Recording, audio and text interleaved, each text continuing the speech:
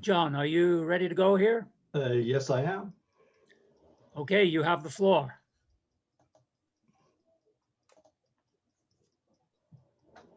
Okay, is everybody able to see that? Yes, yes, looks good. Excellent. Well, it's my sincere pleasure to be here this evening. My name is John Saremba, and I'm with the Burke Mountain Naturalist, one of the other BC Nature Federated clubs in the Tri-Cities area. And tonight I'm going to have the pleasure of talking about bats. I suggest that we'll try to keep this fairly informal. I've got a lot of material to cover. When I have a chance to talk about bats, there's a lot I can say based on personal experience and also research I've done. If you feel like asking questions, please unmute yourself and go ahead and ask the question. Or if you'd rather, if you wanted to wait till the end of the presentation, ask, we can have a short Q&A if there's time. And also a third option, if you want to write your question in the chat window, then by all means do so. I believe Brian is going to be checking that, and he'll provide me with those questions. He'll read them out to me. This, by the way, is one of my own photographs. I've been very fortunate to be able to take some photographs of bats, and I usually take them with a red gel on my flash so I don't disturb bats coming out, and then color correct them. And this is one of our few big brown bat colonies at Widgeon Marsh Regional Park, and it's one of the females just coming out of the roost, getting ready to forage for the evening. In terms of presentation topics, I'm going to be talking briefly about who BMN is, the Burke Mountain Naturalist. I'll talk about bat biology. Most importantly, why care, or why do bats matter? Where do they eat? Where do they live? I'll talk about disease and health considerations. I'll also spend a bit of time talking about some of the threats to bats, and I'll briefly touch on bat conservation and habitat enhancement. The bat conservation habitat enhancement is a topic unto itself, and I have plenty of examples, but given the time that we have this evening together, being mindful of that, I'm just going to keep that fairly brief too, just one or two examples of some of the bat conservation that we've been doing. BMN was formed in 1989. And it was formed by residents that saw the importance of encouraging nature awareness, of conserving local green spaces. We were instrumental in forming a club in the creation of Colony Farm Regional Park and Pine Cone Provincial Park. We have approximately 250 members, and we undertake a fair amount of diverse activities. And I've had the pleasure on behalf of Burke Mountain Naturalists for the last 5 to 6 years, my wife and I, we've coordinated and developed the bat conservation program. In terms of the various components of our program, on an annual basis, we do bat counts called bat monitoring sessions. We're also involved on behalf of the BC Community Bat Program in collecting guano. It's used as an early detection for white nose syndrome disease, and I'll be talking about white nose briefly later on. In addition to that, an important component of our bat conservation program is making the public aware of the value of bats. So we conduct, and this is pre-COVID, of course, we conduct a variety of bat walks and talks in association with municipal agencies. We're also involved in community science and research. We do our own community science. We've had the pleasure of raising some funds and getting grants so that we have the equipment to do some basic bat research. But more importantly, we support graduate students and students from BCIT, as well as local high schools, in their efforts to do bat research. As well, we partner with a variety of agencies. That's one of the real assets. A lot of this work could not be done with their cooperation, both at a municipal, regional, and provincial level. And also we focus a lot on enhancement of bat habitat through building bat boxes and installation of artificial bat roosts. I'd like to now turn and talk about giving you an introduction to bats. They belong to the order of Chiroptera, And it's actually the second largest order of mammals behind Rhododendra. Worldwide, most people don't realize that there's about 1,400 species of bats. And so out of the 5,000 or so species of mammals, oh, the second highest majority of species are actually bats. In North America, we have 48 species of bats and 19 or 20 in Canada. We have had one species of bat that's been unconfirmed that's been seen coming northwards in the Okanagan that was not seen previously there. So the number switches from year to year. Bats are found on every continent except Antarctica. And the interesting thing about bats is not all bats are insectivores or insect-eating bats. A fair amount of bats, 30%, eat nectar and fruit, and I'll be talking more about what bat eats later on. And one of the things that I'd really like to stress is they possess some very unique features that are unique to mammals and unique to animals in general that a lot of people may not be aware of. Just before I continue, I'm just wondering how many of you can raise your hand and indicate how many you've actually seen a live bat flying in your area. Well, that's a pretty significant number. In fact, I'll bet probably more of you have seen bats than you realize, because quite often they're mistaken at flying even before dusk as swallows or other birds, and quite often it's bats. One of the real challenges that I have is trying to and a lot of bat specialists and other people, bat enthusiasts, is trying to overcome some of the fears, the myths, the misinformation about bats. You've heard the story about bats will fly into your hair. They're disease-ridden and dirty. All bats carry rabies. Quite a few people think that they're actually flying rodents. Bats are blind, and all bats feed on blood. And almost none of these are true. However, I must say that occasionally bats have been known to fly into people, and it's not necessarily the bat's fault. If you think about it, a bat will fly around you because you're a heat-creating machine that attracts insects. You're giving off carbon dioxide. You've got mosquitoes flying all around you. So the bats figure, well, that's a pretty good source for insects. I'll just fly near that individual. And what can happen is a bat will fly close to you, but with their echolocation navigation device, they can quite easily fly around you. But what happens is when some people see a bat flying towards them, they'll suddenly move out of the way, and the bat can't veer out of the way. So it has happened that occasionally a bat will hit a person, but I've probably counted more than 10,000 bats over the last 5 years, been relatively close to them, knowing where to stand or where to sit, and never once have had a bat come too close to me. In terms of being disease-ridden and dirty, they're actually quite healthy for the most part. They're very clean. They spend a lot of time grooming, perhaps as much as even the common household cat grooming.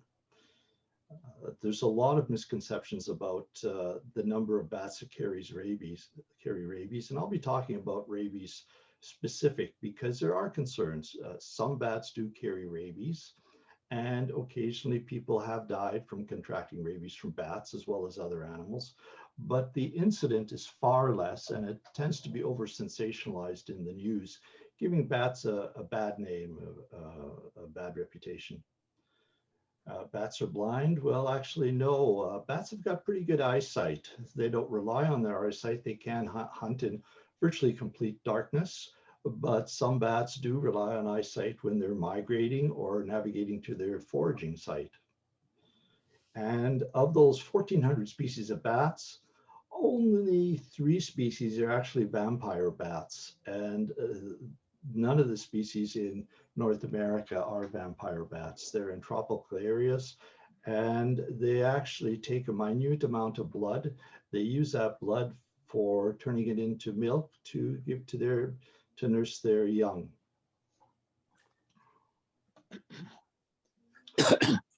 Bats are divided into 2 suborders. There's a variety of ways of dividing bats. The common one is Megabats and Microbats. 20% of all bats in the old world are considered megabats. And you can see on the right-hand side, one of the largest bats in the world, a flying fox. And microbats are the bats that we have in Canada and for the most part in the United States. And the little bat down below is a female Yuma myotis bat. It's one that's very common in your area, very common in our area. It's also one of the main species that inhabit bat boxes. And this little bat was instrumental in a bat research project for a master's student that we helped. She temporarily captured this little bat, put on a very tiny transmitter, spent 2 nights tracking the bat's movements, and was able to locate a maternity colony about 2 kilometers away from where the bat was foraging. And we were able to work with the homeowner in that case to actually move the bats out of a garage in a building and safely relocate them into a series of bat boxes. Bats are primarily nocturnal, but on occasion, and depending on the time of the year, you can see them flying early in the evening. And there is a period from about 2 to 3 weeks in the late fall where you can actually see them flying in large colonies in an event called swarming. And I'll be briefly touching upon that later on. And just to continue a little bit with bat biology, they vary considerably in size, all the way from the smallest bat, 2 grams, to over 1.5 kilograms, the flying fox. The wingspan anywhere from 15 centimeters to 1.2 to 2 meters. And you can imagine, as the diagram shows, that the wingspan of a bat is about 5 foot 6 inches. That's quite a large bat. In Canada, the United States, they range in weight from 3 to 70 grams. In general, our bats typically are around 10 grams. Now, one of the interesting first unique features about bats is that relative to their size, they're the longest living mammal in the world. The oldest bat in the world, in the wild, I should say, lived to be at least 41 years old. They actually banded the bat, put a small band on it, and returned to its cave over a 41-year period.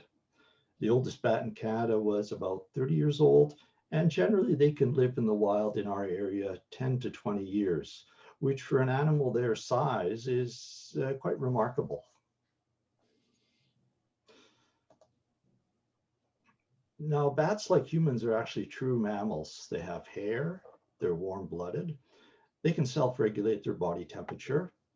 They give birth to live young called pups, and the mothers produce and feed their pups with milk from mammary glands. And one interesting thing I found out the other day is that of all the mammals, there is only one species, and it actually is a bat, where the male produces the milk to feed the young, which is one of the other remarkable things. They have a relatively short gestation period, 6 weeks. And the reason for that is they don't have a lot of time to develop, learn to fly, learn to forage, and then get ready to either go to the hibernation site or migrate. So they have a very short period of time to grow up. There's a low birth rate, and that's one of the problems with bats in terms of increasing their population size. The temperate climate bats in Canada and the United States, they only have 1 pup per year, which is born in, could be late May, June, and sometimes even July. And when a pup is born, unfortunately, its survival rate, for a variety of factors, is only about 50% to survive the first year. So with such a low birth rate and such a high mortality rate, you can see why population numbers would take a long time to increase. Bats are also unique as mammals. They're the only true flying mammals. And some people say, well, what about flying squirrels? And actually, a flying squirrel doesn't have true propulsion flight. It glides using the flap of skin. One of the projects that we do, just like yourself, we do nest box cleaning. And we're very fortunate to have 3 flying squirrel nest boxes in Minnetonka Regional Park. And this is one of my photographs of an actual cleaning event where we carefully opened up the flying squirrel box. And we first knocked because we didn't, well, they're nocturnal. We didn't want to surprise the family. And the flying squirrels glided out to a nearby tree, watched what we were doing. And we hadn't even barely closed the box. And the little flying squirrel came back to inspect if we did a good job or not. Fascinating animals, but they can only glide perhaps up to about 50 feet, climb up a tree and then glide back. Bat flight requires substantial amount of energy, and their heart rate really varies greatly. For example, when they're not flying, it's quite an extensive heart rate of about 420 beats per minute, but that increases nearly to double within 2 to 3 seconds of them flying. So with that high metabolic energy use, little wonder they have to spend a lot of time foraging every night. So let's talk briefly about bat biology that enables flight. The wings of the bat are unique among mammals. They're actually folds of skin that are stretched between their finger bones, the sides of their body, their hind limbs. And in Canadian species, some of their species, actually their tail, they have a section, they have a membrane that connects their tail to their feet. One of the things about bats that makes them very unique, unlike birds, is that they have a solid mass for a wing. And also their structure of their hands or their fingers are very similar to people. By that, I mean that they have the same type of bones in their forearm as birds and humans. They have 4 fingers and a thumb, and the skin is stretched over top of that. The fingers themselves have got more joints in terms of flexibility and maneuverability than we have in our hand. The fingers are extremely long, as you can see in the diagram on the right. They're also hollow, which means that they can bend and flex their wing. And they have small little, they're called Merkel cells. They're on similar to the edge of your fingertips that give you a good sensation and dexterity. Well, the bats have those on their wings, and that allows them to change the shape of their wing to be as aerodynamic and be as efficient as possible in propulsion. Their ability to maneuver is even better than most birds because they have a solid wing and they can actually change the shape of their wing.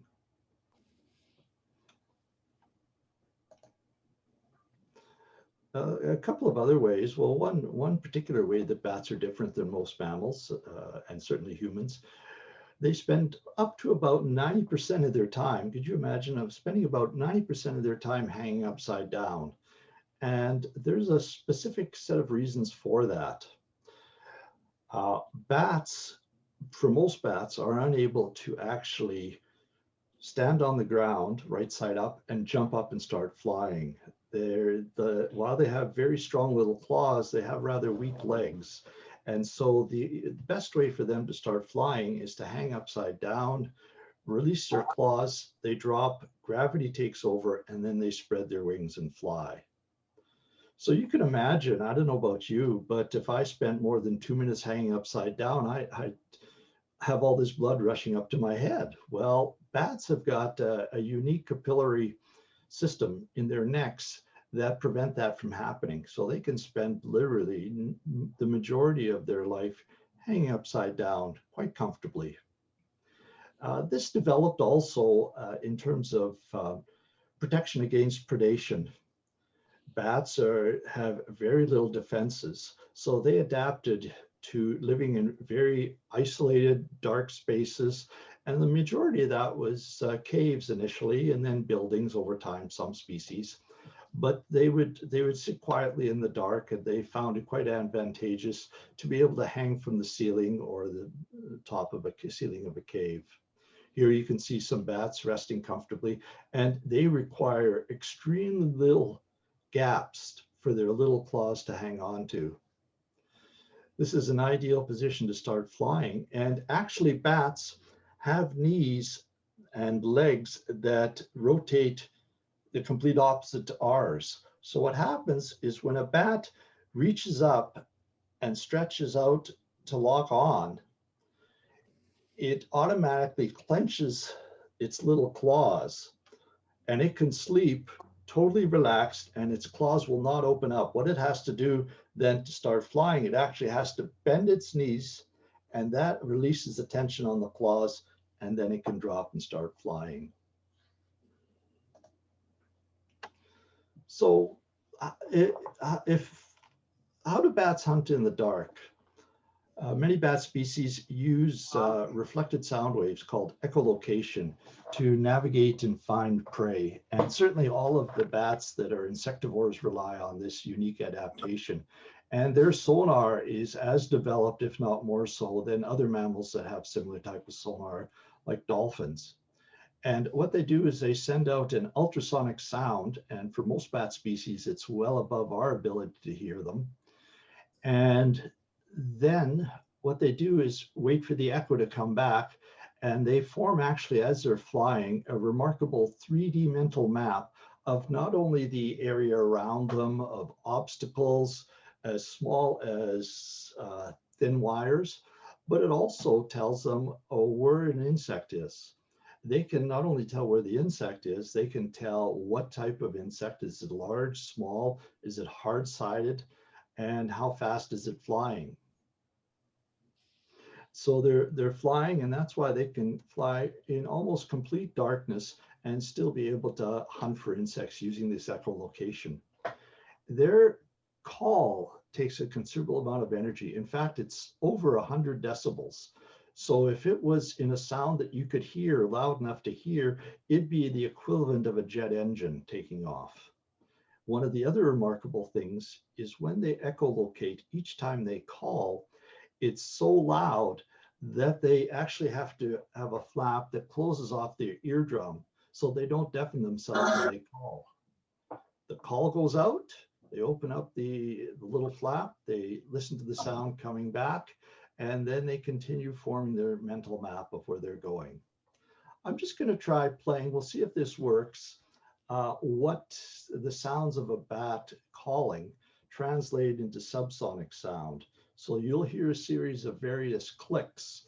And when bats are calling, the closer they are to an object, the shorter the duration of the clicks, the change in frequency of the clicks. So they have a more detailed view of the insect that they're after. But here's some of the different sounds that these bats will make.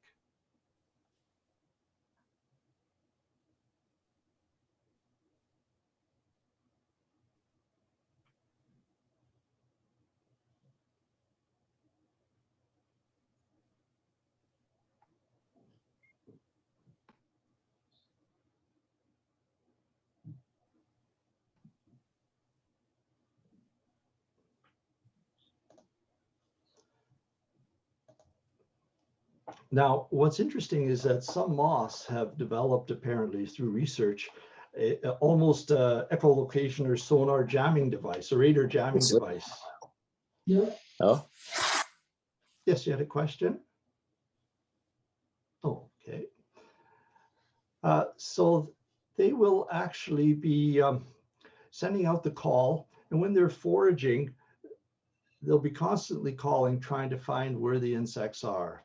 And here is a sonogram that shows the actual different phases of the bat calling. So in the search phase, they have a longer duration. So they're navigating, they're trying to find insect. And then as they determine that there's an insect nearby or a group of insects, they go in the approach phase. The duration is quite a bit shorter because what they're trying to do is get more detail where that insect is. And then the attack phase, feed buzzing, it's very quick. So they want to know exactly where that insect is. And this all happens in a very, very short period of time. In fact, on average, a bat is extremely efficient at capturing insects. It takes, they're capturing insects on average between every 7 to 9 seconds. And the previous recording of the actual sound of a bat has been done using a bat detector. So bat detectors are used to convert the ultrasonic calls made by bats to an audible level, subsonic, so that we can hear them. And one of the unique things about bats is that most bat species that do echolocate, they have a different frequency based on the species. So people have developed a database that allows you to identify the bat by the frequency of their call. One of the devices that we use and other groups use, it's probably the most inexpensive bat detector, but it's very useful for educational purposes, is called the Echo Touch Pro. And you can see it right here. It actually is the little red microphone that you're paying for, and it can plug into most iOS devices, Apple, iPhone, and they even have an Android version. So using the software, which is free, person turns on the device, it records and seeks out bat calls. If a bat is in the area and it's calling, then the microphone is designed to turn that sound into subsonic. And then using this particular model, as you can see on the right, it will try its best to look in the database, find a similar frequency, and it will give you a first and second choice of possible identification. In this case, Yuma myotis, and this is actually my own phone. And I do studies in an adjacent nature park where there's a considerable number of bats foraging every night. And having watched the bats over the years and knowing their characteristics, I had a good sense that Yuma myotis and little brown myotis are the two bats that love to forage for aquatic flying insects. And they're only foraging perhaps a foot off the surface of the water. And they'll spend up to about half an hour going in circles in various embayments of a freshwater source, a lake, a pond, chasing after the insects. They can act cooperatively to catch the insects, and they actually push the insects towards the vegetation in the riparian zone. So the insects are forced to rise up and it concentrates them somewhat, making them easier to catch. There's a variety of bat detectors on the market. This being the cheapest, one of the cheapest. It also allows auto ID, but because it's comparing it to a database, and even within species, you can have overlap of some of the frequencies. It's best to get the bat biologists actually have much better microphones and bat detectors, but for a nature group like ours, this was a very good investment because it makes bat counting, it makes bat talks much more interesting when people can actually hear the bats before seeing them and then can confirm seeing them fly by or seeing them in the sky. What's also interesting is that bats use sounds that we can actually hear to communicate with one another. They have sounds that are chirps, squeaks, and particularly when they're young or born, they're talking to them. So one of the real treats is to be able to quietly go under a bat roost just before you start bat counting and to hear them twittering away to one another, just talking, and they will use it for establishing their little territory in a crowded box or communicating with their young, or even things like indicating, sharing information about bat foraging sites. Bats are extremely social creatures, particularly the colonizing bats you'll find in bat boxes. So why do they matter? Well, bats are an extremely important ecological species. They provide important roles, particularly in terms of pest control, pollinators, seed dispersers, and reforesters. A lot of people don't realize that the amount of insects that bats can eat is tremendous.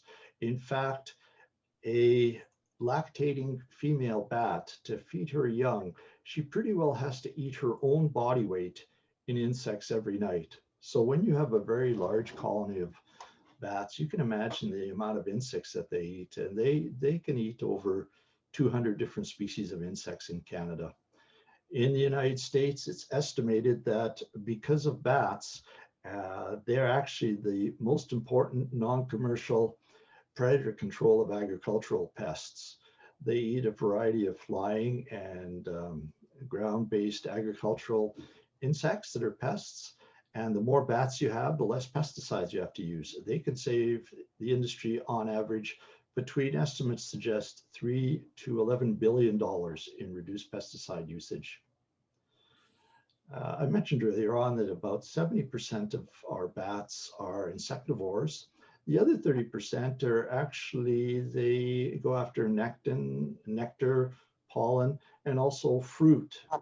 They're incredibly important pollinators. They pollinate, roughly 300 species of fruit. For example, without bats, you wouldn't have mangoes, bananas, guava. The other thing that they do is they're incredibly good seed dispersers.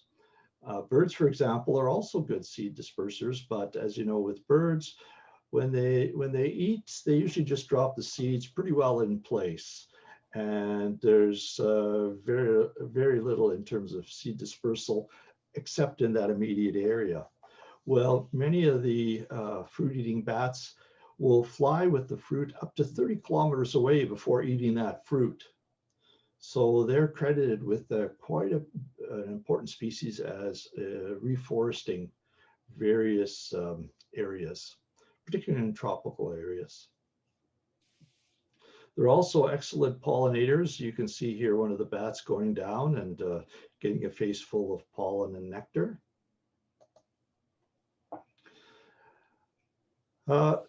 As I mentioned earlier on, their importance in terms of predation is really underestimated, underemphasized.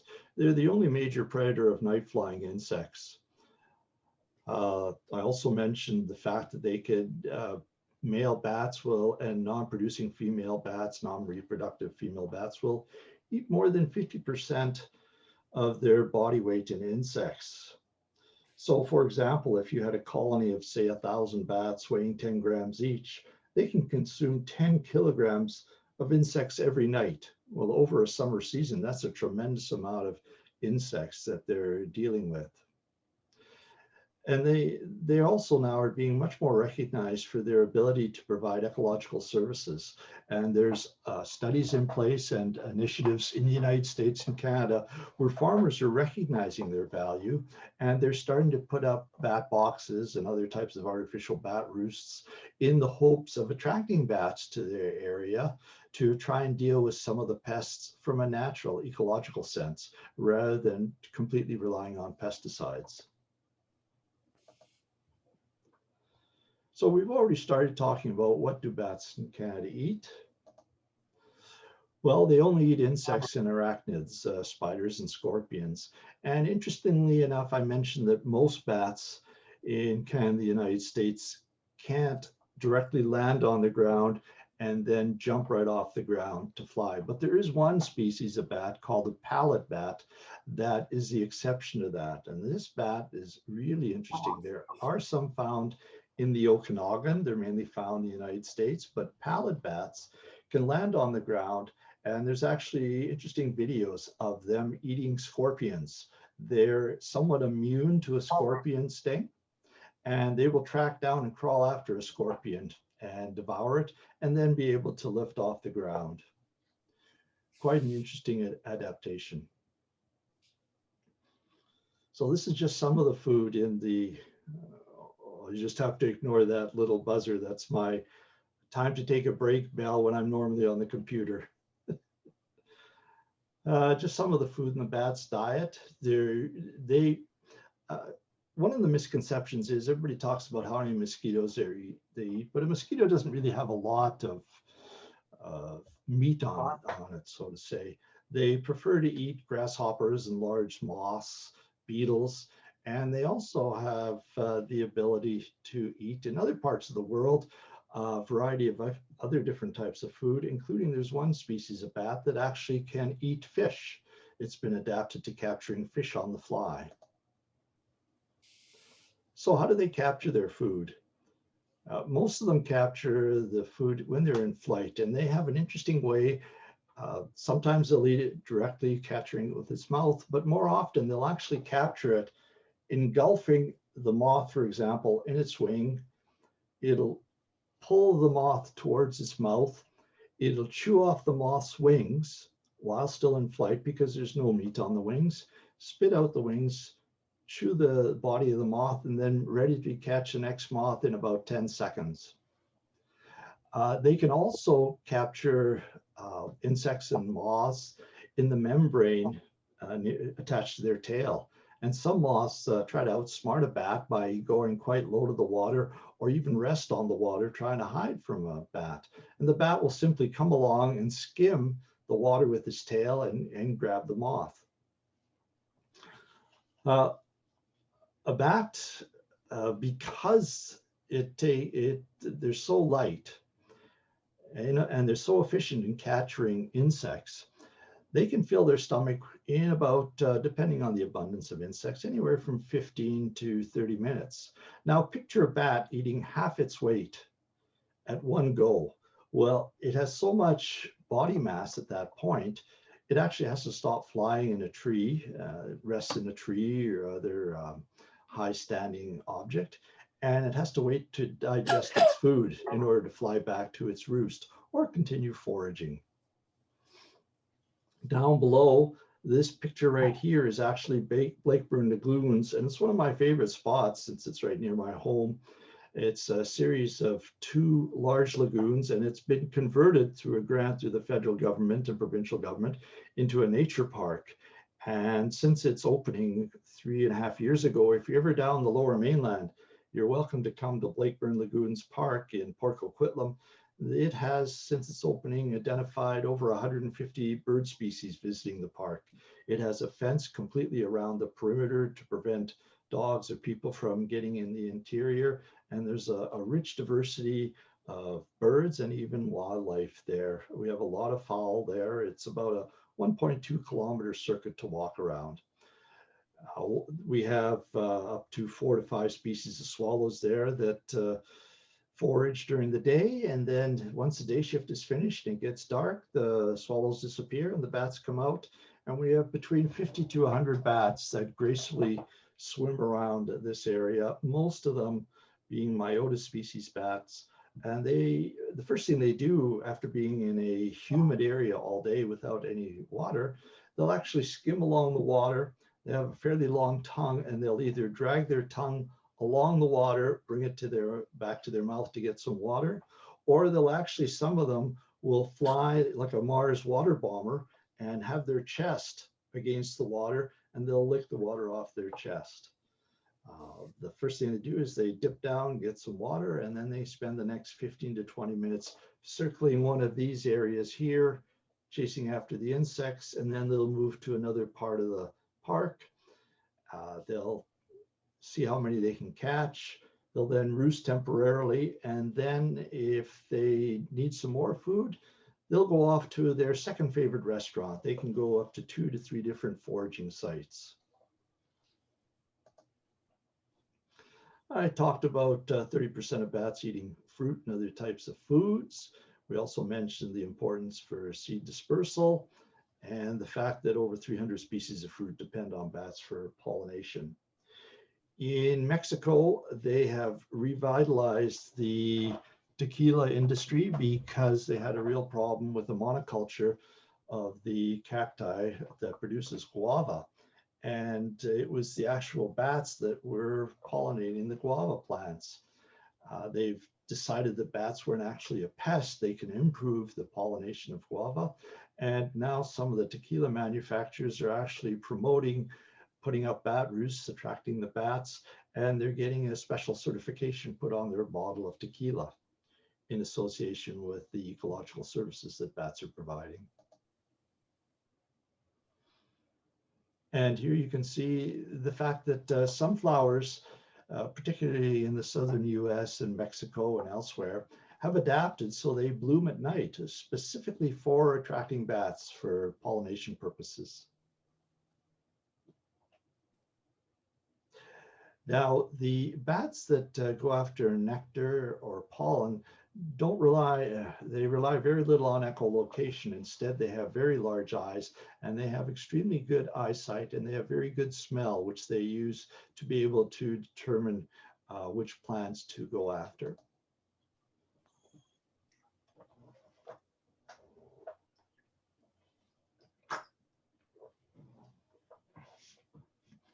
I just now like to turn and talk to about where do bats in Canada live. The place where a bat lives is called its roost. And the ones that reside year round in Canada use three different type of roosts. You have the spring and summer, which are males, bats using those. You have the maternity or nursery for female bats and their pups. And you have the winter roosts. Oh, what's important to realize is that the majority of the rearing and looking after the young, in fact, almost all of it for most species of bats in Canada, the United States, it's a ladies only job, unfortunately. They do all the heavy work.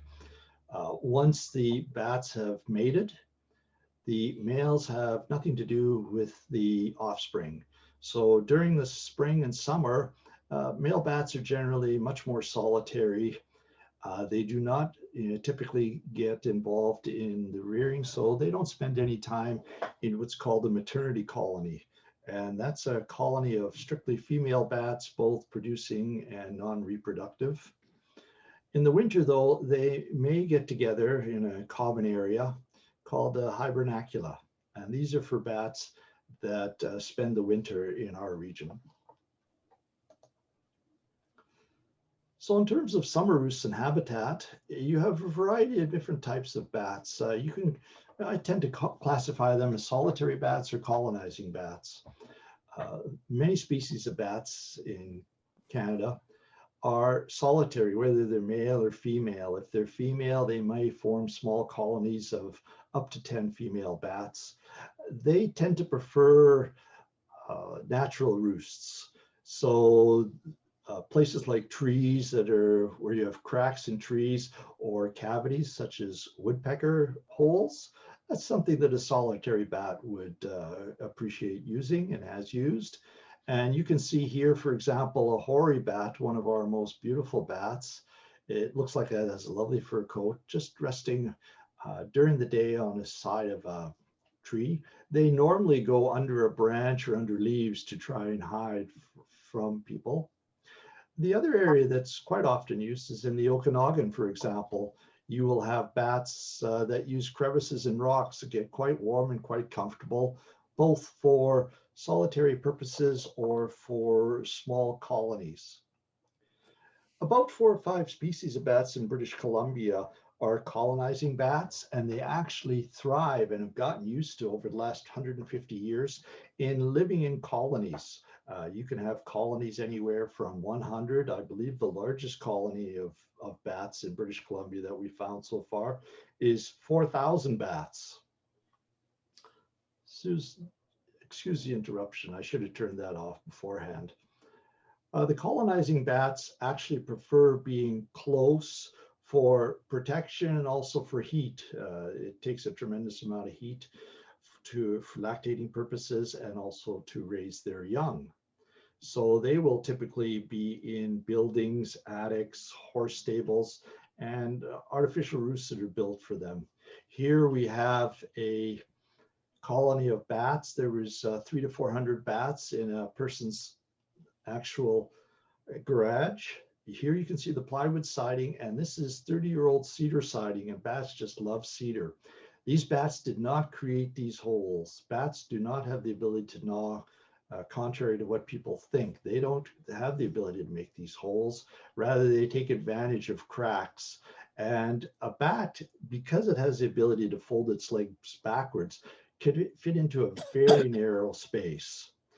They can fit into an area, some of our bats, that are the size of a quarter. So we've got a bat up here and a bat here, and here's one just getting ready to head out for foraging for the evening. And they were in nicely in this large garage wall. There was 3 or 4 holes, and there was about an inch gap between the plywood and the cedar siding on top that they were living in comfortably. And this is the area that we actually relocated the bats by putting up bat boxes during the winter season, the homeowner was able to, once the bats were gone, the homeowner in the winter was able to, she had wanted to renovate her home and she put on vinyl siding and remove the cedar siding. But because we had put up bat houses right near the home, we were quite pleased to see the bats start using their new home, a much better one suited for them. And here we have a horse stable at Minnetonka Regional Park, and we've got a series of bats that are roosting here. This is another maternity colony. So when they have the opportunity in a bat box, they'll be quite close to each other, but in a larger attic area, then they can spread out and have small clusters. Some of the human-built bat roost structures, and I understand that you've got several consultants up there, a couple that does extremely good work with bats, and you have a variety of bat boxes that you've monitor or they monitor with volunteers up in your area. These are just some of the local examples that we've had some involvement with. This is a bat mini condo at Widgeon Marsh Regional Park. It's able to hold 1,000 to 1,500 bats. And this is a large bat box on a tree. This one could probably hold 100 to 200 bats. And this is a standard installation that we try and do now, that we have the bat post, we have a predator guard, either metal or we're also using a polycarbonate material. We have a couple of guano trays to capture the bat guano. That helps us determine if bats are using the bat boxes. And we have 2 large bat boxes back to back. Because of the differing needs, ecological needs of bats throughout the spring and summer, we're looking more and more to putting up bat boxes back to back rather than a solitary bat box. During the day, it may start out in the morning that the bat temperature is quite cool in the spring. So the bats will typically be in the front bat box, which gets the most exposure to early sun. And then as the summer goes on, if it gets too warm in this bat box or a little bit uncomfortable, they have the opportunity to go to a cooler environment. They do a fair amount of roost switching based on temperature and humidity preferences. And just to give you an insight into what it looks like in a bat box, here's one of our oldest bat boxes here. And you can see this is looking straight up into the bat box. And these bats are near the bottom of the box. And there's bats lined up in a row above them. This is Colony Farm Regional Park. This is one of our largest bat roosts. These bat boxes are about 30 inches wide and about 3 feet high. We've had a count here. I think our largest count was about 900 bats coming out of 3 of these bat boxes during the evening. This is a view looking straight up into one of these bat boxes right here. And these bats are right at the very bottom edge of the box, and there are bats stacked all the way up. And I tell you, if I was a bat, I'd want to be the first in, last out, because during the day, the bats are happen to be urinating and defecating a little bit. So you can imagine the poor bats down at the very bottom are getting the brunt of all that material. But it's one of the most thrilling and pleasurable things that our volunteers in the bat program get a chance to do. Is we have special permission under a research permit to go out and quietly watch and count the bats. And you can imagine it can be pretty challenging counting 900 bats flying out. In fact, it takes them about 45 minutes to empty all the boxes. There's so many bats. A few will fly out, and then the next group will start to get ready to go. In terms of winter, we have several things with that bats do during the winter. We have 3 species of bats in British Columbia that migrate to warmer climates. They go to the southern US, Texas. They can go all the way to Mexico. They're extremely competent long distance flyers. So 3 of the species are thought to migrate there. The other species stay in the area, and they generally look for roosts that are called hibernacula, and they're in caves or abandoned mines. the majority of bats going to caves or abandoned mines. Unfortunately, we don't know where those caves or abandoned mines are. It's very hard to track bats over a long distance, and sometimes they'll do migration to the hibernacula that's 50 to 100 kilometers away. We're also finding that bats, some bats, prefer to actually hibernate in insulated areas like in cavities in trees. But most interestingly, in the last 3 years, we've had more and more reports of bats being found in wood piles. And over here is an actual picture of one of the bats that the household owner sent to me. And she had a little silver-haired bat. And this bat is one of the bats that we thought, all of which used to migrate down south. But what we think is happening is with climate change, we have bats from, and this bat is situated throughout all of British Columbia. This bat may be one that is coming from northern British Columbia, say Prince George, comes down to Metro Vancouver and says, hey, this is pretty warm down here. I've got a nice little woodshed, a wood pile. Why bother going all the way to Mexico? I'll just stay here. So we're having an increasing number of these silver-haired bats that we're finding in quiet areas that are relatively warm. And this homeowner, it was an interesting little story. She accidentally found the bat by going out to her woodshed, which was protected on 3 sides, and removed one of the logs to bring into her fireplace. And she saw this bat, and she thought it was actually dead. And when bats are hibernating, they enter a state where they lower their metabolic rate, and they actually almost look completely dormant. Much to her surprise, the bat shook itself and then crawled over to the next pile of logs that were a little bit higher. So she just left it as is and used that complete row. And then the next month, when she went to use this next row of wood, once again, she carefully, knowing there might be the bat still there, picked up the log, and sure enough, the bat woke up a little bit, went over to the next row of logs. So we're having a situation where there's so little we know about bats. There's not a lot of research done about bats, but it's interesting to find that one of the possibilities of climate change is that we're having an increasing number, small albeit, but bats that are changing their migration patterns.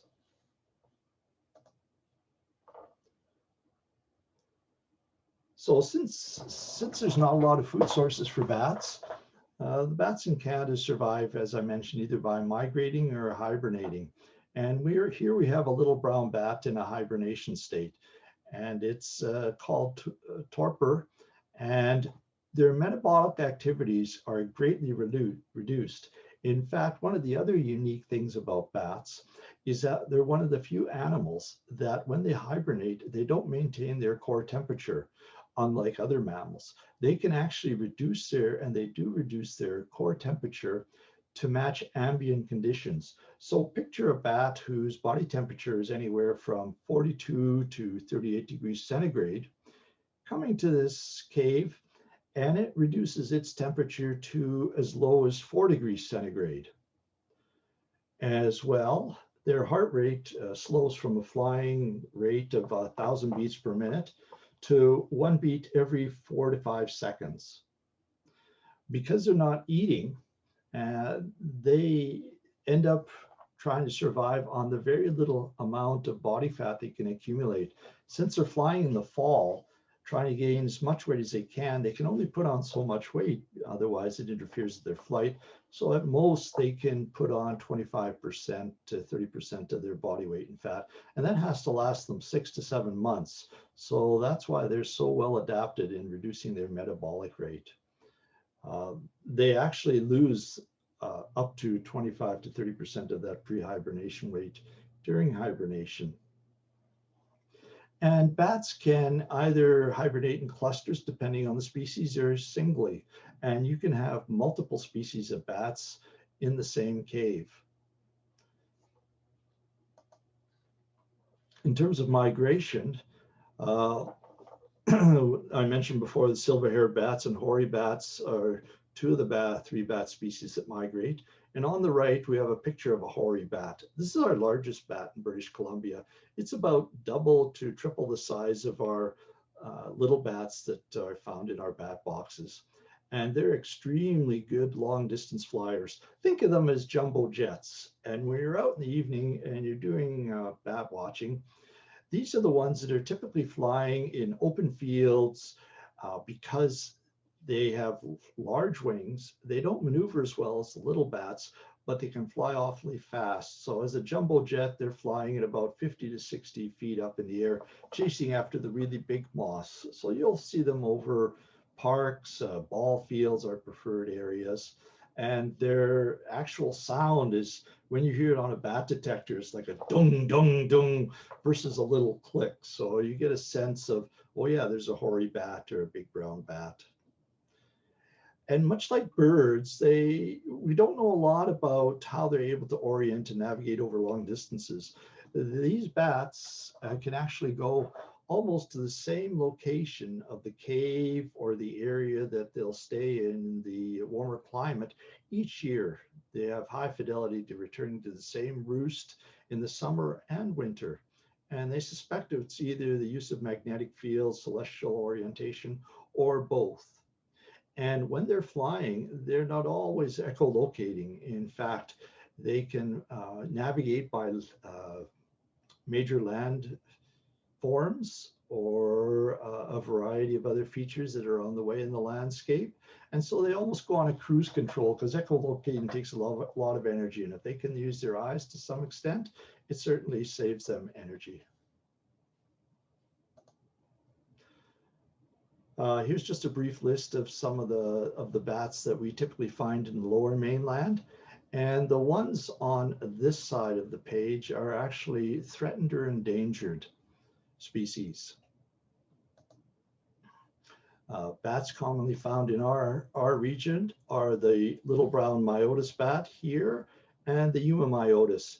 Even biologists have a hard time identifying the difference. They can look a lot alike because of variation in color, and they have to take wing measurements, arm to elbow ratios, and other examinations, detailed examinations in hand with gloves on to determine differences. Here we have an actual picture of a colony of big brown bats, and they're about twice the size of the little brown bats. All three of these species are the ones that we mainly find in our bat boxes. Here's just another picture of the hoary bat. The bats that we're talking about, like the Yuma myotis, is anywhere from 2 to 4 inches in body length and weighs 4 to 9 grams. And the thing about bats is they look a lot larger than they actually are. When you see them flying, their wings are stretched out. The wing length, the wingspan may be up to 6 inches, but when it's collapsed, their whole body length is anywhere from 2 to 4 inches.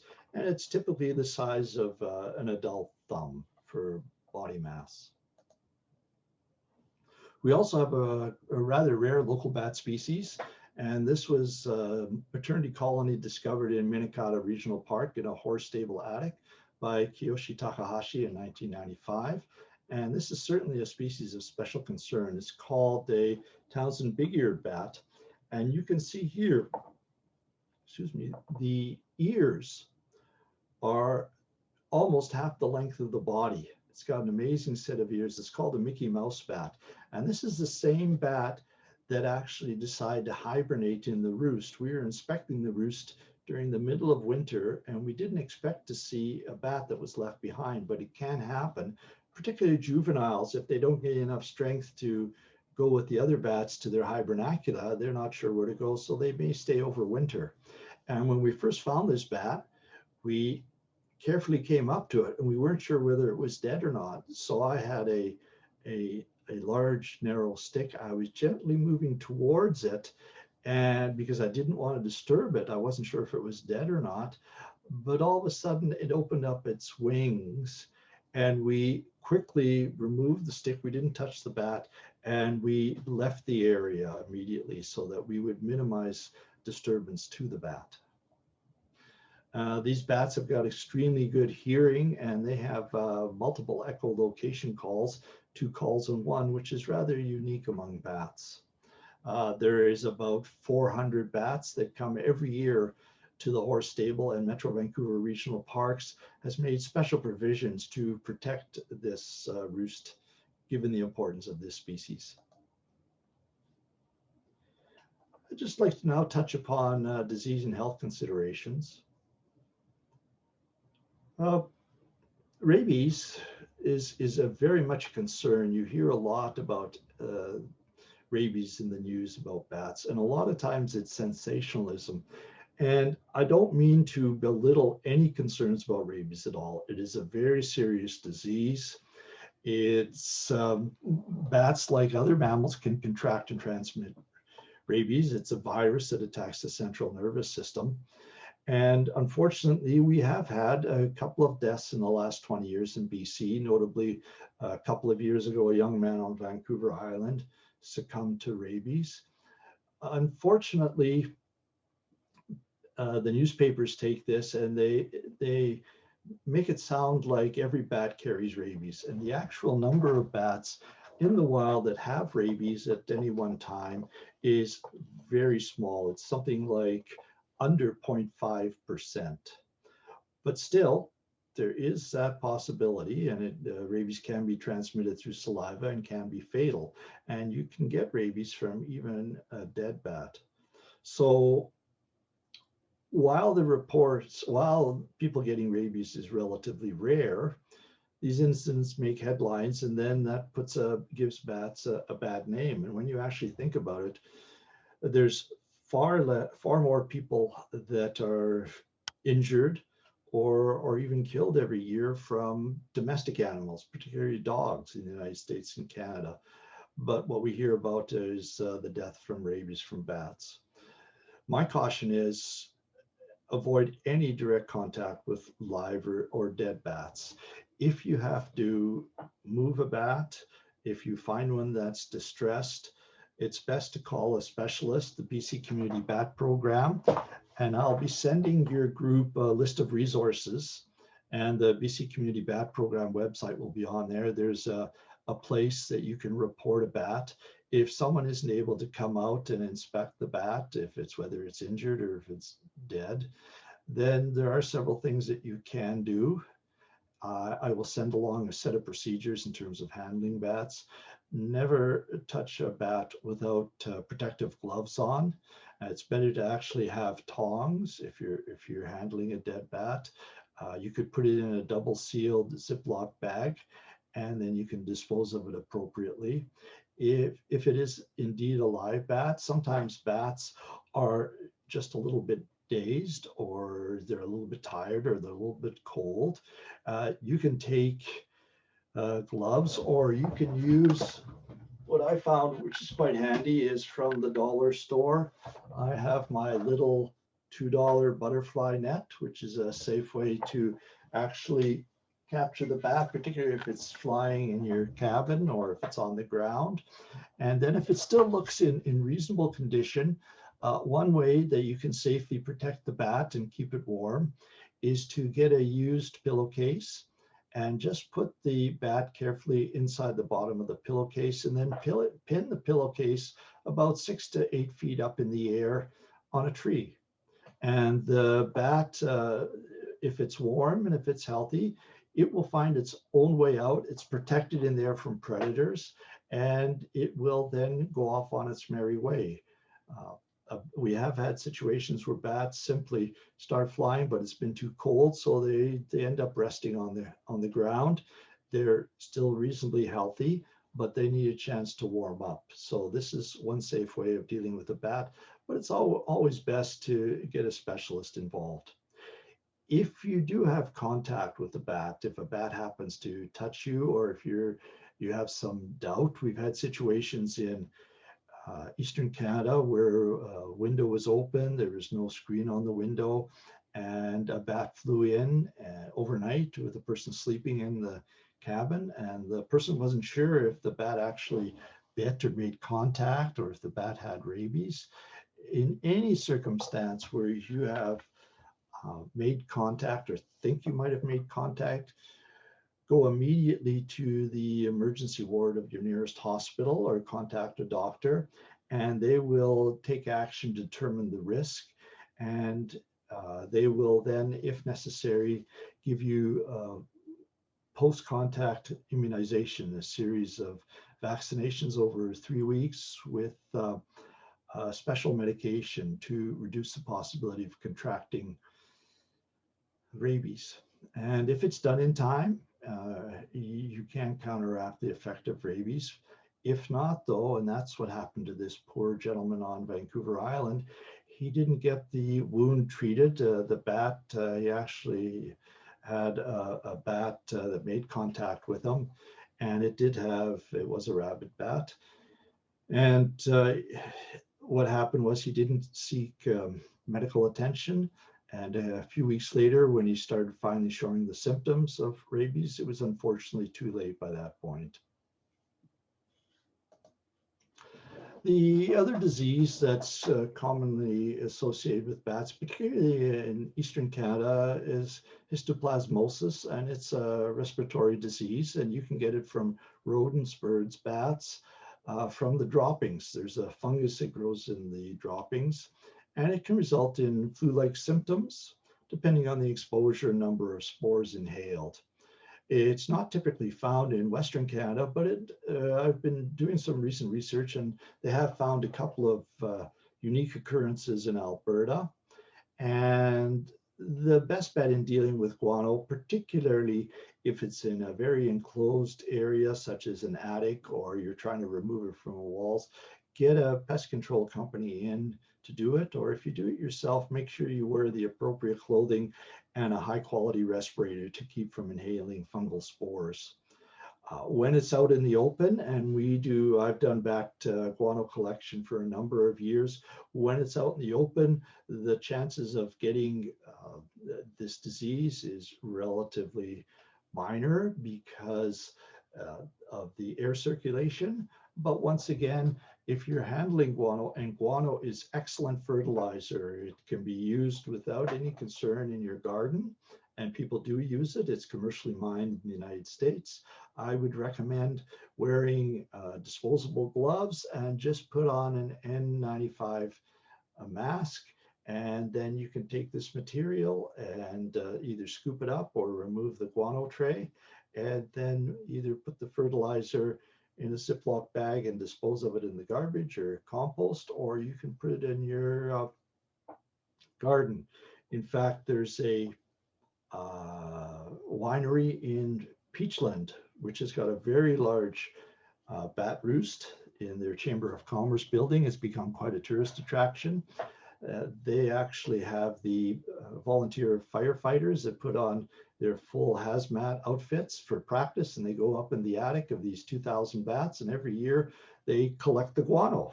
And what they do with the guano is they screen it, and they actually sell it by the bucket for gardeners in their tourist center.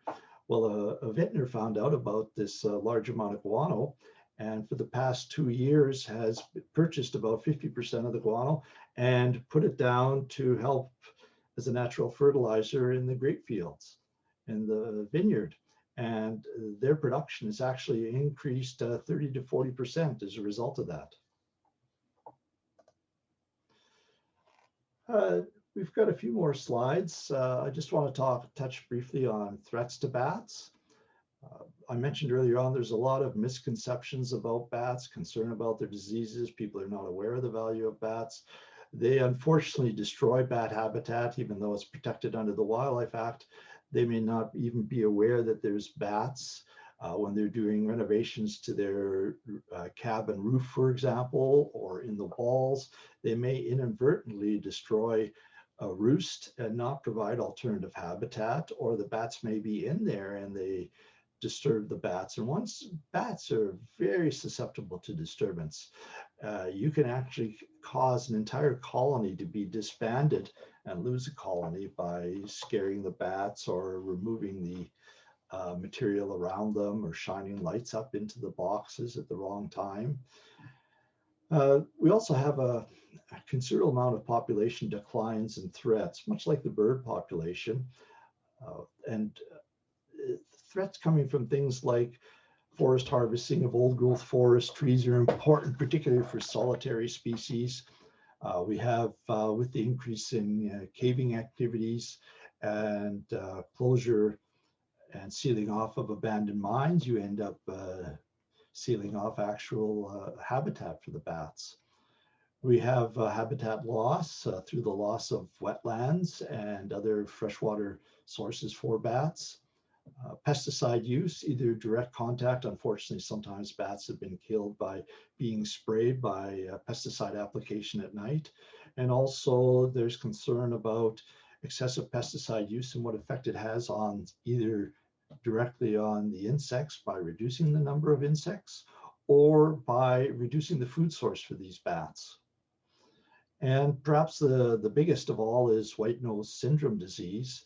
You can see a bat here, and this has affected about 15 species of bats, primarily in Eastern Canada and the Eastern United States. It's a mushroom fungus that they think was brought over by, they're not sure how it actually came. It started off in caves in New York that they were first seen, that the bats contract this fungal, it's a cold temperature fungus.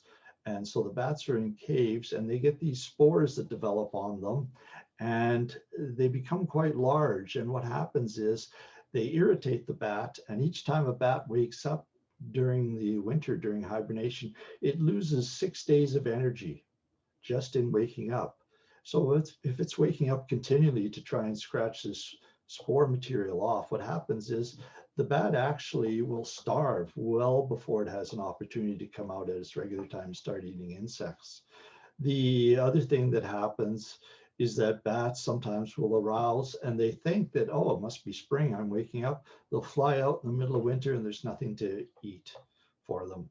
This is probably one of the largest in recorded history mass extinction of animals. They speculate that up to 6 million bats have perished because of this disease. It spreads incredibly quickly because when you have clusters of bats, they're right beside one another. So this disease is easily spread. And the bats that are really affected are the little brown bats, the to a lesser degree, Eumyotis bats, and a variety of other species. And over the years, since 2015 or so, when this was first reported, I don't recall the exact date, this disease has been spreading. They think that sometimes cavers, for example, if they're not cleaning their equipment and they go from one cave to another, it can actually carry that fungus over to the next cave and then infect the bats. It so far has not been detected, and our detection methods are not all that good because of a lack of funding, but it hasn't been detected in BC, but there's been at least 4 occurrences of this within 100 kilometers of the BC border. And for me, when I went to Nova Scotia several years ago with my wife, it was so sad to stop in at a nature center and read about 95% of their bats in the whole province of New Brunswick had been lost to this disease. And they had, for their entire bat season, a total count of 215 bats, whereas we had more than 215 bats in one bat box in British Columbia alone. They're trying desperately to find a cure. They haven't found one yet, but we've been had the pleasure of working with some researchers at Colony Farm Regional Park and other places, Dr. Corey Lawson with Trinity University. They've discovered a bacteria on bats, particularly fat bats. If you can believe it, fat bats are healthier, more resistant to this strain of disease. They've been able to simulate a probiotic material that may give partial immunization against this disease, make them a little bit more resistant against the disease. So what they're trying to do is they've got an experiment where they've captured a variety of bats, they've swabbed them with this probiotic, and they've also developed a pottery clay-based material as an additive so they could spray bat boxes so the bats that weren't captured and swabbed actually get a light coating of this as they fly up into the box. So there's some hope on the horizon, but that's why it's so important that we can maintain and sustain our bat population to withstand when white nose syndrome does come here. The other thing that we're doing for white nose syndrome is for the first month after bats emerge, it is possible that the fungus is still in their guano because it's a cold temperature fungus. It goes dormant after that period of time. But for the first month, there are a variety of stations, and we've participated in this, where we collect guano for the first month and then send it in. And then a limited number of those are sent to the United States for sampling, DNA sampling, as an early warning system if there's white nose syndrome detected in our bats. A variety of things that you can do for bat conservation measures. You can plant native plants and shrubs, particularly any that are night flowering to attract insects and that will provide food for bats. You can create bat-friendly gardens. Wherever possible, maintain native trees for bat roosts. Leave dead trees standing if possible, turn them into wildlife trees. You can provide drinking water sources, particularly farms or even homes that have these natural or artificial ponds. They provide important drinking water sources. Avoid the use of pesticides and bug zappers. You want to be able to leave food sources for the bats. And the other thing you can do certainly is build bat habitat. One of the primary predators of bats, and they do have some predators, mink, for example, owls. I've seen owls chase after bats that are emerging from a bat roost, skunks, weasels. But one of the biggest predators of bats, believe it or not, are cats, outdoor cats. And cats, when they know that there's a bat roost or a bat box, they will keep returning to that. They're very diligent and persistent in trying to get at a bat. So if you can, try to keep your cats, if they're outdoor cats, bring them in at night to reduce the possibility of predation against bats. Just in wrapping up, I want to talk briefly about some of the bat enhancement projects. One of the things that gives me the greatest pleasure is to work with agencies and schools and nature clubs to have them put up bat boxes. And what we're doing more and more is, rather than just simply putting up a bat box, because in some cases it may not be used for a variety of reasons, either the design of the box or where it's put up. Here we did a project with the Mundy Lake Girl Guides at Monday Park in Coquitlam. And the first thing we did is we did a bat survey. We did that in the previous fall to spring, summer, and fall, and we determined that there were some bat species that may inhabit bat boxes. Then we went out and we got together with the city of Coquitlam. They were very supportive, and the BC Community Bat Program and SC Bats and ourselves, and we determined possible locations for these bat boxes. And Lee Valley was extremely helpful. They had 12 workstations at their shop in Coquitlam, and we were able to arrange 2 sessions that 12 of the Girl Guides would go in, and they'd have the bat box material provided by the BC Community Bat Program and SC Bats already pre-cut, but the girls were able to use tools and they were able to paint their bat boxes. And while one set of girls was getting that done, I had the other set out at Colony Farm, and I was giving them talk about bats, and I was able to show them bats emerging from a roost, and it really hit home to them about how important it was and how beautiful these little animals were. And here we can see we had a ceremony where the city of Coquitlam put out poles for the bat boxes that we had recommended, and they installed them in the ground, and then the bat boxes were brought out. And the final thing that we did is we had one of our volunteers on a scroll saw make not only a bat logo out of wood and then paint it, but he also made the Girl Guide Trembla logo. So the Girl Guides could have people recognize it was a project done with them. And they had a wonderful time watching as the City of Coquitlam Park staff member put up the bat boxes. And here are the 2 different finished installations. So it's these kinds of projects where Afterwards, the girls can help with monitoring the bats. It's a wonderful nature education project where they can take pride in something that they've actually had a hand in building.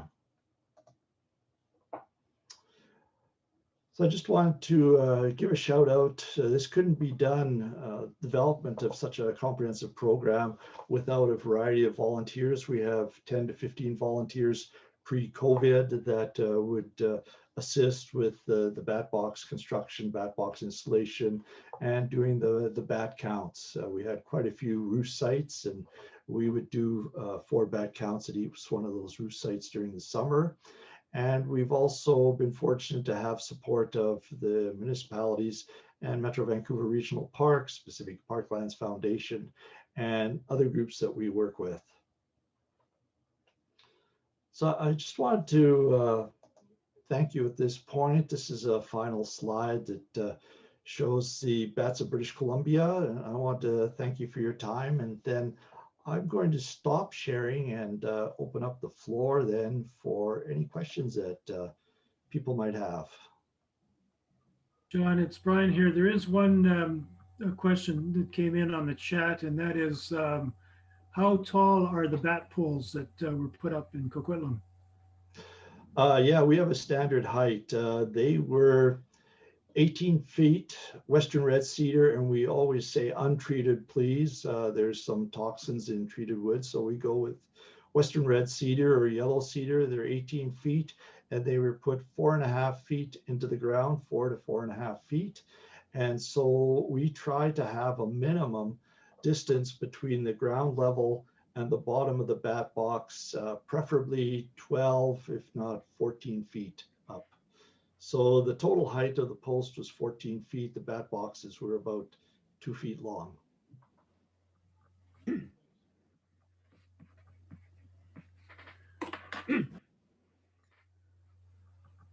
Would anybody like to ask a question?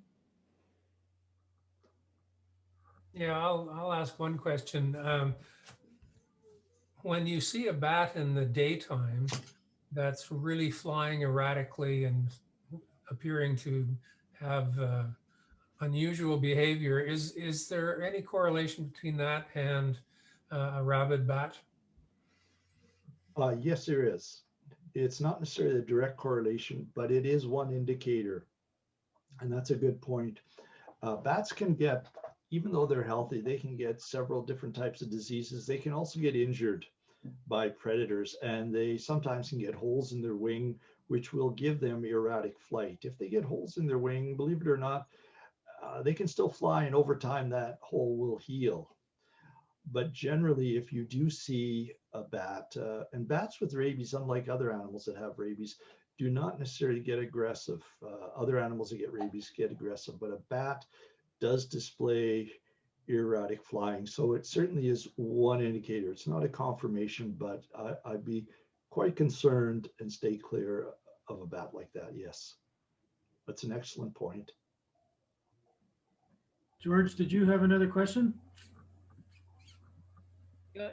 Yeah, we're both Marilyn and I are sort of interested in maybe putting up a bat house on our front lawn, and I'm just wondering why did you decide on that specific height for your bat house on the poles?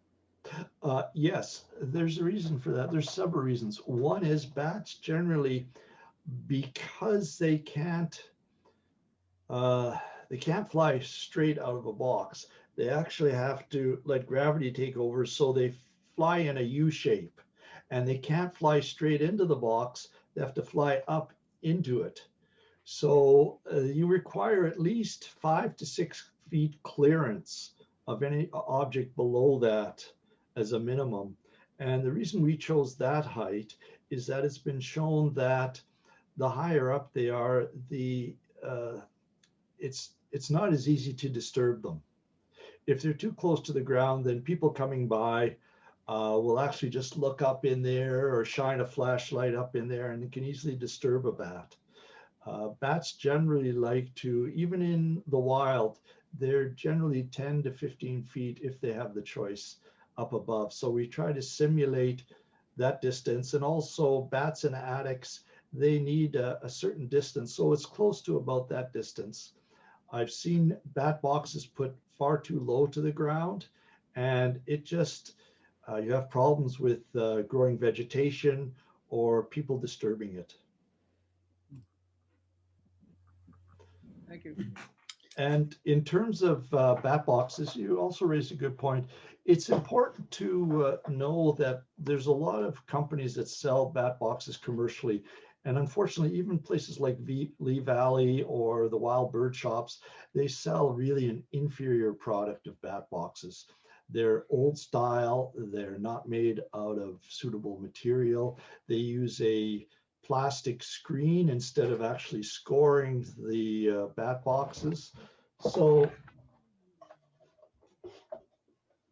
I've got my handy dandy bat box here. This is a little demo bat box, but you can see here, there are saw cuts all the way along here. And rather than netting, we've gone to saw cuts. That allows, like, little juvenile bats have a hard time when they first learn to fly. It's like people learning to drive. They're not as competent, and it's actually quite exciting to watch little bats start to fly. They may not be able to fly right up into the box, so they may land on here and then they can nicely crawl up in here. So the other reason for having a bat box fairly high up is that allows you to put on a nice little landing strip. And it also makes it harder for predators to get up into the box. And when we design a box, we have material. You can either use metal, or we've actually found a really good polycarbonate, and this has got a protective cover on it. But this is the same material that motorcycle visors are made out of. And I found this locally sourced at a company. It's cheaper than metal. You can put this on in the field. You can cut it with an X-Acto knife, but it's very strong. You can wrap trees with it. I'm thinking of suggesting people use it for, sometimes they use metal on wood duck boxes or other boxes. But the nice thing about this is when you remove this material, it's completely transparent, and it's the same material built out of a motorcycle visor, and it doesn't yellow in the sun. I've had this up for 3 years on one post. It's still transparent, and you can just use small wafer screws to attach it directly to a pole. So if you've got a beautiful Western red cedar pole, 10 to 15 feet away, you can barely see this material on it, and it's quite slippery. So it makes a nice predator guard. And because mink, that's the other reason why the post is so high. A mink can actually jump 4 feet in the air to start climbing. So these are 4 feet off the ground, and it's 4 feet high. And that still allows you then reasonable, comfortable room for the bat to exit. So that's another reason for the tall post. The other thing you can do is you don't have to put it on a post. We've had very good success with bat boxes put on buildings themselves. If a person has a cabin, and if you put it in the right location, you can put it right on the side of a building. And we've had homeowners do that if they've had bats in their attic or in their eaves or soffits. When the bats are gone, they can seal those off and then put a bat box there in the fall. So when the bats return, they have a place to go to right away. That's called an exclusion. And that's one of the best uses of bat boxes. Unfortunately, it's counterintuitive, but we've had our least success in putting bat boxes in trees. And there's several reasons for that, I'm speculating. And one of them is you have tree bats don't normally go into large roosts. They rely on little cavities. So the bats that typically go in the bat boxes are looking at trees. There's overhanging vegetation. There's more chance of predation with overhanging limbs. There's not as much sunlight for the colony. So we've tried to shy away from putting up bat boxes in trees and prefer first choice is either on a building or a self-standing post. John, if a person was considering putting a bat box up on a building, would it be best on a north-facing wall or it's definitely best south or southeast facing. You want at least 6 to 8 hours of direct sunlight on the box. Bats can tolerate fairly warm temperatures, although I didn't have time. I didn't get into the whole issue of overheating of boxes, but that's the beauty when we build bat boxes, and so does your groups up there. Most older plants have a bat box design made out of plywood on the outside, and then they have to paint or stain it. We try as much as possible to use untreated cedar for the outside, so you don't have to stain it. You don't have to worry as much about overheating. We have 2 ventilation slots here in our small boxes. And so for bigger boxes, if you can get them built out of cedar, you don't have to paint them. They hold up very well. Bats love cedar. And you can put it on the side of a building and put it below the eaves so that it does get that direct sunlight. In the Okanagan, they've had problems with overheating of boxes because they actually painted it black. That was the old design. And the homeowner got creative. Rather than having to repaint the box, he put a little awning. So at a certain time of the day, he would just lower the awning over the top of the box and give a little cooling effect. Because those boxes, when you have 40 to 50 bats in there, they can increase the temperature of a box by 4 to 5 degrees centigrade. And a bat can tolerate between 30 to 40 degrees, a female bat. But we've had some of our boxes now going up to 45 degrees, and we've had bats dying of heat exposure. So that's why one of the boxes I showed earlier on had a metal roof. That was a prototype we developed for a box that was put up in a clear field, a farm field, and we were concerned about overheating. So we made a narrow area, so during the day, early day, they get direct sunlight. During the heat of the day, where the sun was over top, this roof would shield the box nicely. And then as the sun was getting in the later afternoon, it would once again get sunlight. So we're looking at, we know so little about bat boxes. It's an understudied area, but I've found out quite a bit, and I've been in contact with different groups as to new designs to make our bat boxes a little bit more multifunctional. Yeah, I'd like to give a shout out to the Sunshine Coast Wildlife Project, who you're probably familiar with, John. Yes, I've been in contact with them. High respect for their carpentry skills and their rehabilitation of a major bat roost recently. They do fabulous work. Yeah, so I think, on the Sunshine Coast, we do have this expertise in the community with Sunshine Coast Wildlife Project. And John, it's been a very inspiring presentation, very, very interesting. And I think the Sunshine Coast Natural History Society and some of the other naturalist societies, I think we should move forward with a more active bat project on the Sunshine Coast.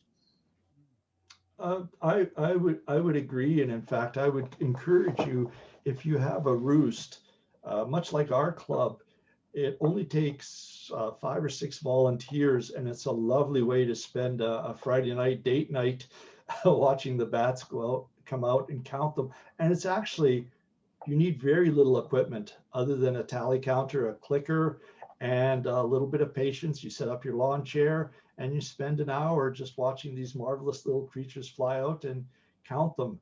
And there's standards, but they're quite straightforward. And you can start out with one roost, watching one roost and enjoying yourself. It's a great way to spend an evening. I think we have time for one more question, if anybody has a question.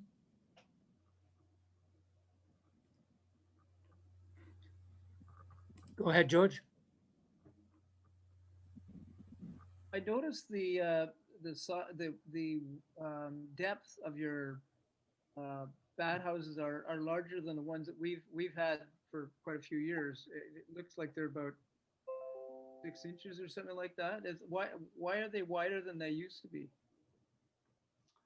Do you mean the actual width here? Yes. Yeah, these are highly controlled. We make these exactly 3/4 of an inch for 3 species of bats. Our smallest bats is they can fit into a space 1/2 an inch, but 3/4 is sufficient for them and their pups. Oh, do you have more than one layer in there then? Oh yes, we have. In fact, I would not have a single layer box. They found that bats, this gives you different climates because the front is usually the warmest. When it gets really hot, we have, the plywood doesn't go all the way up to the top. There's 3 pieces of plywood in here. I had this purposely built for displays and sessions like this. There's actually 2 pieces of plywood, and it doesn't go all the way to the top. So a bat has 3 areas to go to.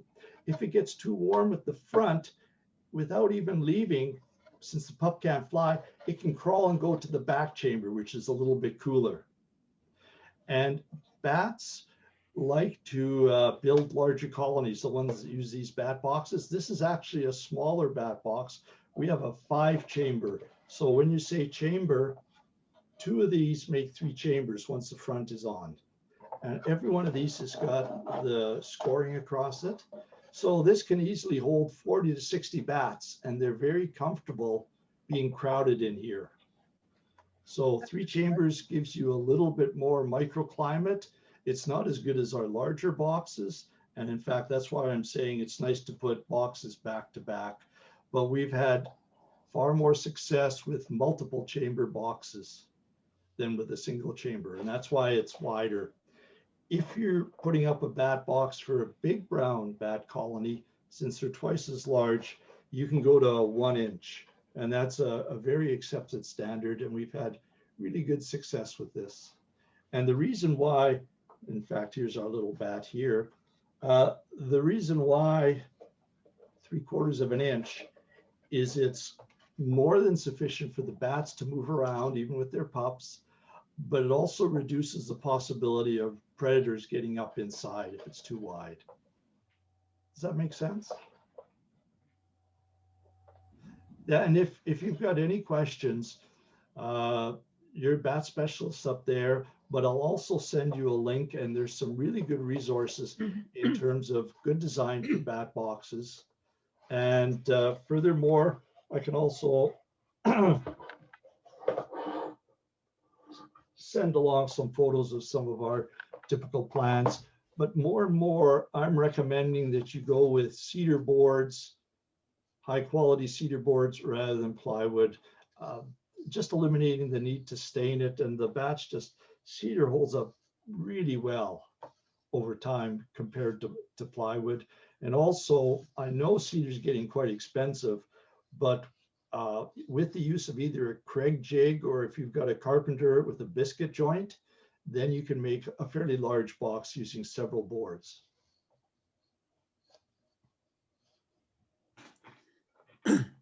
Okay, John, I think I'm going to call it there.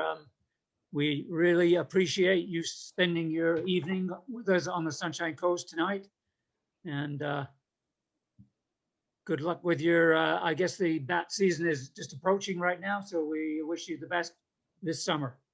Thank you very much. It's been my sincere pleasure to meet with your group. I have so much respect for all the things you do, and I should let you know, just as one quick story, that I had the pleasure of going on a nature tour with Tony, and we were up at, I think it was the Ballas, several years, it was quite a few years ago, and it's the closest encounter I've had with Tony and my wife and the captain of this small boat with a male humpback whale that came under the boat and pushed the boat backwards because we were getting a little too close to the calf and the female. An incredible sight.